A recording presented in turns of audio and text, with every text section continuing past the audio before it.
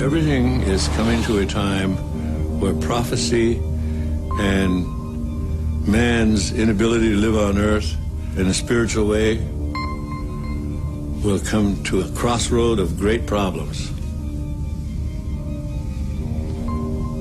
It's the Hopi belief, it's our belief that if you're not spiritually connected to the earth and understand the spiritual reality of how to live on earth, it's likely you will not make it. When Columbus came, that began what we term as the First World War. That was the true First World War when Columbus arrived. Because along with him came everybody from Europe.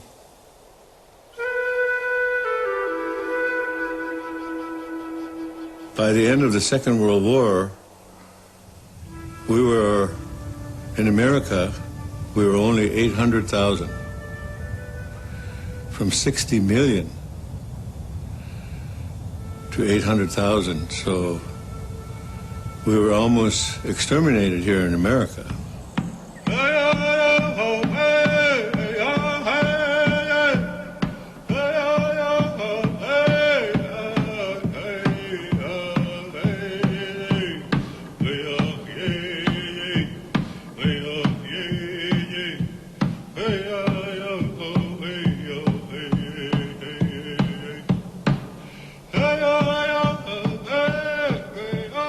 Everything is spiritual. Everything has a spirit. Everything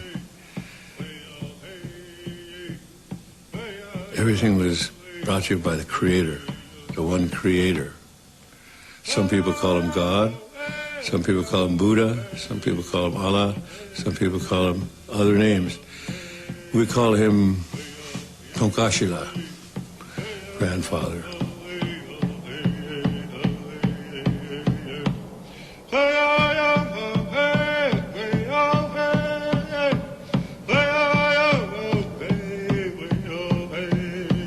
We're here on Earth only a few winters. Then we go to the spirit world. The spirit world is more real than most of us believe. The spirit world is everything.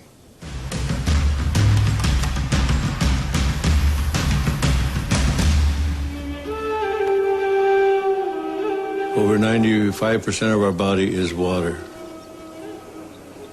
And in order to stay healthy, you've got to drink good water. When the European first came here, Columbus, we could drink out of any river. If the Europeans had lived the Indian way when they came, we'd still be drinking out of water because the water is sacred. The air is sacred. Our DNA is made of the same DNA as the tree. The tree breathes what we exhale. When the tree exhales, we need what the tree exhales. So we have a common destiny with the tree. We are all from the earth. And when the earth, the water, the atmosphere is corrupted, then it will create its own reaction. Mother is reacting. In the Hopi prophecy, they say the storms and floods will become greater.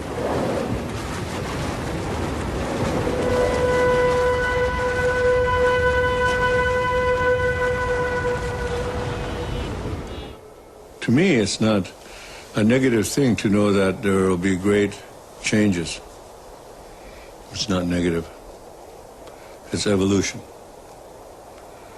When you look at it as evolution, it's time.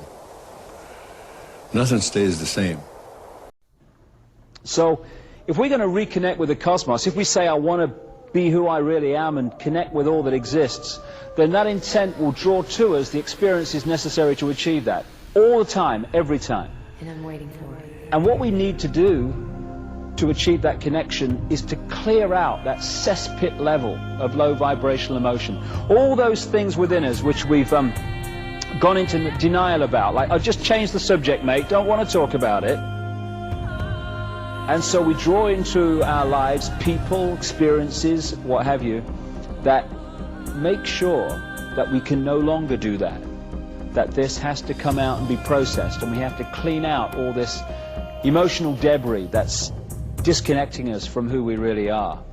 And so if we're prepared to walk this journey, if we don't at that stage when the challenges come go, oh no, like spirituality but not that badly, thank you very much. If we're prepared to take those challenges, to take a step back and realize that it's actually an experience that is going to set us free rather than a really negative bad thing that is something to do with the fact that we're not good people. Must have been something terrible in a previous life. I hear that all the time. These connections or these challenges are to help set us free by cleaning this out. It's important we understand that. And I find that there are so many people in what's called the New Age or into the psychic stuff and all the rest of it who are still operating on a fraction of who they are because they're not prepared to do what is necessary and take the challenges to face what's within us. And we all have this stuff within us to remove and process. And when you do, that's when you can start talking about freedom. And it's coming back, as we come to a close here, to the same thing again and again, the way to freedom. And that is to step out of the fear what other people think of us and just do it, just do it, just do it. People say to me sometimes, how do I get over the fear of what people think? How do I get over the fear of what people think of me? What I would suggest is let the fear be the trigger to overcome it.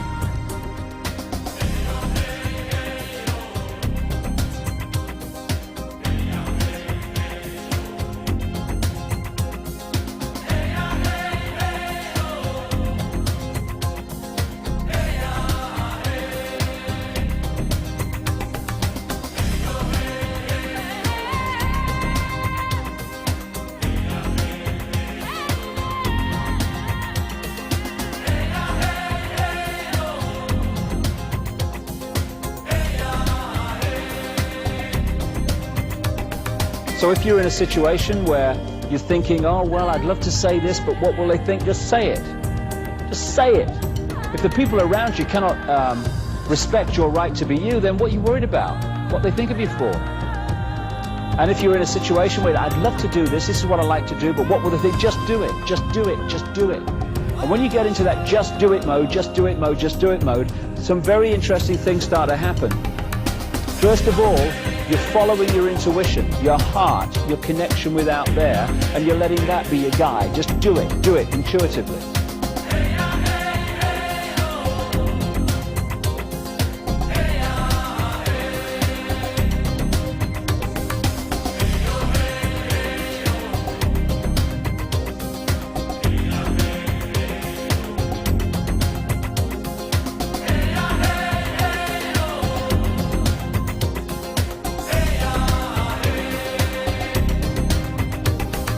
And after a while, and I've seen this in my own life, although the head is screaming, oh my God, what are you doing? Eventually, you start to realize that when you follow your intuition, although it might set up great challenges to start with, and you think, oh my goodness, what have I done? Eventually, you see that everything was exactly what was necessary to bring about a positive outcome.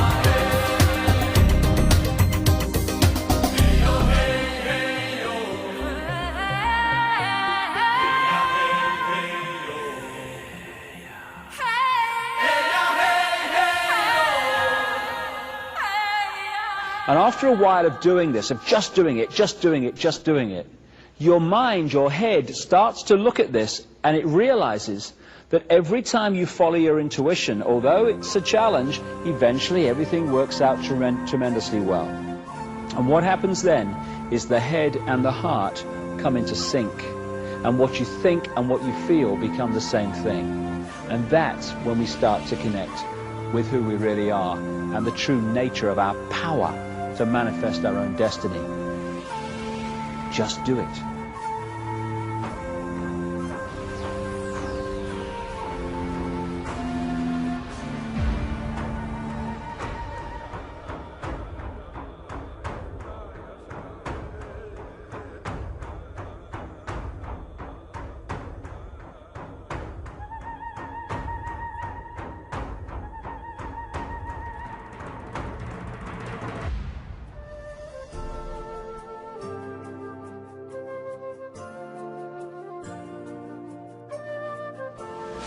For me, what we call soul, the highest expression of ourselves, is pure love.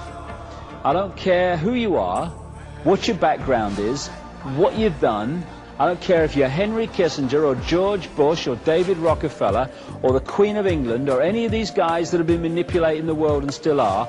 At that level of yourself, you're pure love. Everyone is. But we can become disconnected from that level and manifest in that disconnection anything but pure love. But that's what we all are, all of us. And when we get disconnected, that's when the problems start, and the imbalances start, and the imbalanced behavior starts. When we're born into a physical body, if we maintain that connection with pure love, soul, then we have everything we need for a balanced life. We have the eyes and ears information coming in, telling us and giving us a fix about the world around us, and we have the connection with soul, the big picture, the intuition, mission control, which is guiding us from another perspective. We have both. Symbolically, it's like a spaceman on the moon, where you're in that big spacesuit, symbolic of the body, and you've got the eyes and ears information giving you a fix on what's happening on the moon around you. But you've also got mission control, the big picture, giving you the big picture guidance. This is what comes next, then do that, and this is what's next on the agenda. Symbolic of intuition. Imagine what would happen if someone came along and cut or dramatically reduced that spaceman's connection to mission control. Suddenly, this is the only information and the vague memory of what should have been happening at this time. They're the only fix we have on who we are and where we are. And that spaceman's behavior would dramatically change within seconds and minutes compared with what it would have been had mission control stayed in big picture contact. And that symbolically is what happens to us when we come into this world. When we're born, the conditioning starts, the programming starts to disconnect us from mission control, the big picture, soul. So the eggshells start. We start to be conditioned to see ourselves as either just a physical body or subjected to some God and what have you. The programming gets started from the moment we become conscious. A friend of mine once said something very true. If you're born to loving parents and they tell you that 2 and 2 equals 5, and then you go on to nice teachers and they tell you 2 and 2 equals 5, and then you go on to university and professors with letters after their name tell you 2 and 2 equals 5, all your peers around you are telling you the same because they've been through the same system. The media is telling you constantly 2 and 2 equals 5. It's no surprise that the vast majority of people go through their lives believing 2 and 2 equals 5. The conditioning of belief which disconnects us from who we really are. And if we can just break that eggshell and we can express the true nature of who we are and not live someone else's version of what we should be, when the eggshell cracks, we reconnect with mission control. And at that point, we taste freedom. And that is the challenge now that we all have, and the opportunity we all have. Chinese have a word that means both danger and opportunity. We're at the point now of that choice. Because that's what life is. It's a choice and learning from the consequences of the choice and making different choices and learning from the consequences of them. That's what evolution is. And we're at a point now where we can make incredible leaps as this 26,000-year cycle comes to an end. The next 15 years are going to transform life on Earth. They're going to transform the nature of our perception. They're maybe going to transform some of the physical Earth also. One thing's for sure, it's going to be one heck of a challenge. But no matter how challenging it gets, one thing remains constant. We live forever. We are everything, and everything is us. Whatever we're experiencing in this moment, it's just an experience. We live forever. And if we can hold that focus of who we are, we get out of ordinary little man and woman in the street, I've got no power, to I am everything that exists and I can manifest and create whatever I want. We are genius. We've forgotten we're genius. And that's why a few people run the world. I'm going to end with some words by a singer in America who wrote new words to the American national anthem. To get away from the nationalism, he called it the Earth Anthem. And the world that he describes here is the world that is just a thought away, just an open heart away, just a change of perception away. We can think hate, we can think love.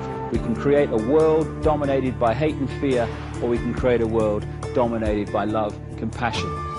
It's just a choice, and we all have the opportunity to do that. So I'll leave you with these words, with the emphasis that this is the world we can and will create. When we heal ourselves, we heal the world. When we change ourselves, we change the world.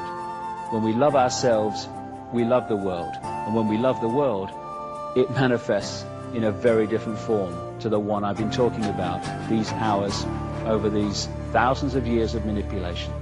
Freedom is upon us. Time to grasp it. I hope you've enjoyed it. Thank you very much for your time.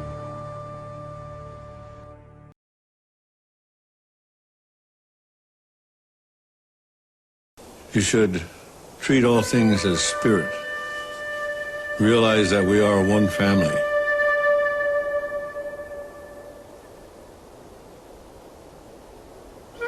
It's never something like the end. Just like life, there is no end to life.